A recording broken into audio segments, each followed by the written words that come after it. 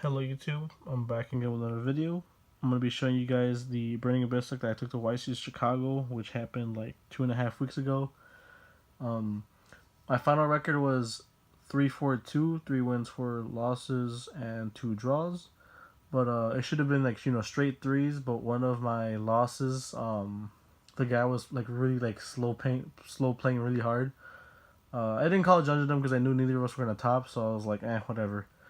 But yeah, so like the deck being outdated as it is, I'm surprised I got any wins to begin with. But the deck, was decent. It did what it was supposed to an extent, of course. Um, but yeah, so like I'll be telling you guys my matchups and like I guess the tournament discussion in a separate video, just because I don't want like a super long video. Because I actually recorded this video before with the discussion in it. It was like 20 plus minutes, and I don't want to put you guys through that. So yeah, so let's get to the list. So for sure, the deck's outdated. Just letting you guys know that for sure. So this is a BA Kaiju deck. So if you guys remember, like my old like BA deck from like the Zodiac format, where I actually got my invite to nationals, it's kind of similar. Just play more names. But yeah, so starting off with the BA cards: one Barbar, one Seer, one Calcab, one Libic, one Alec, triple Farfa, the one Graph, triple Scarm, and the one Rubik. So as you can see, I play way more like BA names than usual, like to the current, like compared to the current list. I play the triple Farfa and the triple Scarm. I play the triple Scarm because since I don't have to worry about Hydrolander, like I still want to get my searches through. And then the triple Farfa is because Farfa is my main, disruption play, like sending the Farfa through the Beatrice or just discarding it with Pilgrim or just foolishing it like randomly here and there. So for sure these are like my main disruptions, so I got max out on them. Yeah. So that's it for the BA names. I still play the Rubik because I still play Virgil. The Synchro actually came up like twice within the tournament, so happy I kept it in. Now for the Kaiju engine, one Jizukuru, one Dagaran, double Gamma Seal, and the one Kamungus. So I went with the 5 Kaiju package. I was really comfortable with this throughout the whole day. I didn't go, the 2 Gamma Seal or the 2 Kamungus because I still wanted the beat sticks. And these did come in handy a couple times because just the extra damage can just decide a game. So yeah. Oh yeah, and then the Mech Knight invoked player I faced. I think you have my other Kamungus. Hit me up if you somehow see this video. Now for the rest of the cards, or the supporting cards, I guess. Triple Rhino. This is for sure like a mandatory 3 of in this deck. Helping protect your guys from being destroyed, just super helpful. And then it being any like BA name engraved is really good as well. So yeah. And then one tour guide, and then second tour guide. Just playing as a Crane. If you don't know what this does, it's pretty much a tour guide from Grave that cannot be Ash Blossomed. So, pretty good card.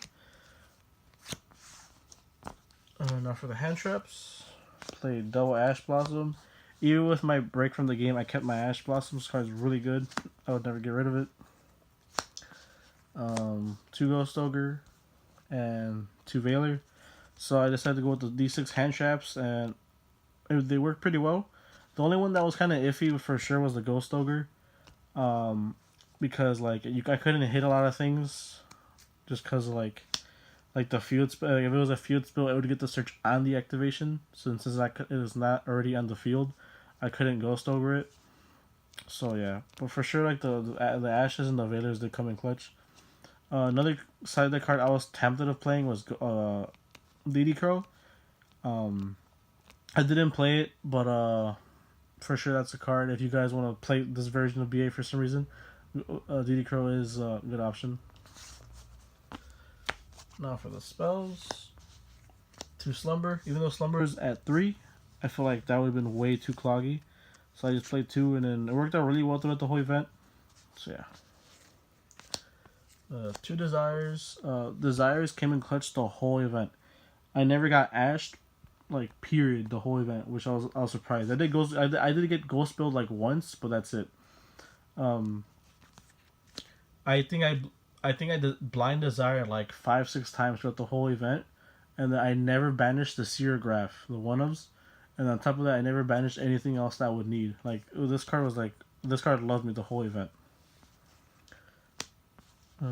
Played 2 Called by the Grave. So in the tournament, it came. I only had 2 of them.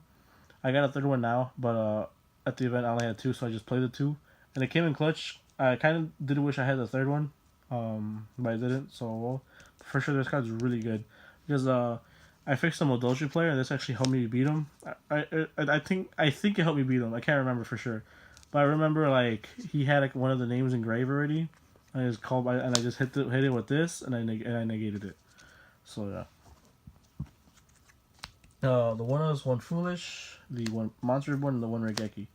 So I see like a lot of people are not main decking like destruction anymore. I guess I could get it, right. We've gone through previous formats where like people didn't main deck destruction, and I feel like I've always main decked it, but like this came in clutch like all day, especially against Rogue. And then Monster Reward for sure is clutch in this deck because like just being able to revive like level 3s that you need to make a Dante or whatever is really good. And yeah, the last 2 spells, the last 2 cards in the deck are 2 Twin Twisters. Since I didn't have Called by the Grave, I was like, might as well just have like back row removal, and came in clutch, especially against my round 1 against True Drake of Demise. So now for the extra deck, my field center for the event, played 3 Dante. Since I was missing a lot of like the link stuff, I was like, might as well just play the 3 Dante. Why not? Actually, like one game I made Dante I think like 5 times. Not gonna lie, but it was I only used the first 2, so I just kept recycling them back, and that's it. But the third Dante I never physically went into, but I did make 5 Dantes in one match, which is ridiculous. One Engineer, never made it. One Darius, never made it. One Brick Sword, I never made that either. Nightmare Shark, never made it.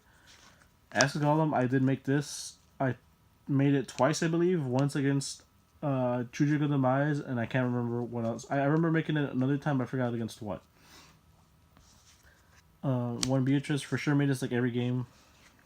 One Virgil, made this, I believe, twice, and it helped both times. Pilgrim. Then for the links, I played 2 Underclock Taker. I actually picked up Hollows at the event, so I'm happy. There you can see. There we go. But yeah, 2 Underclocks. So I went with 2 because, like I said, I didn't have like other link monsters, and this was the main one. So I believe I actually made 2 a couple times, so pretty good card. One Nightmare Phoenix, I never made this, but I had the option to.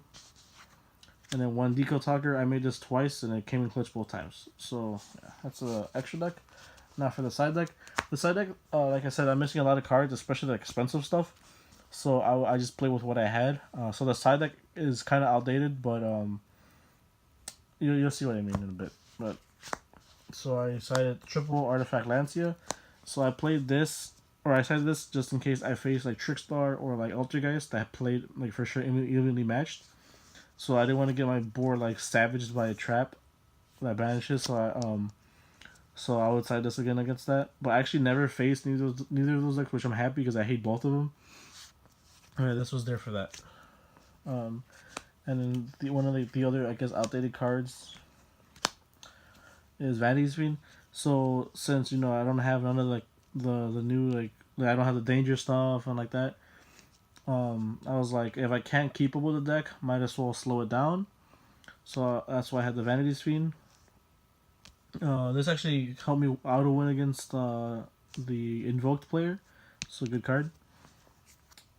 The third Twin Twisters, this came in a couple times.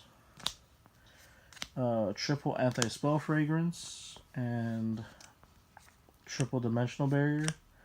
So these 6 cards right here it was the same idea. So I knew I was not gonna be in top tables.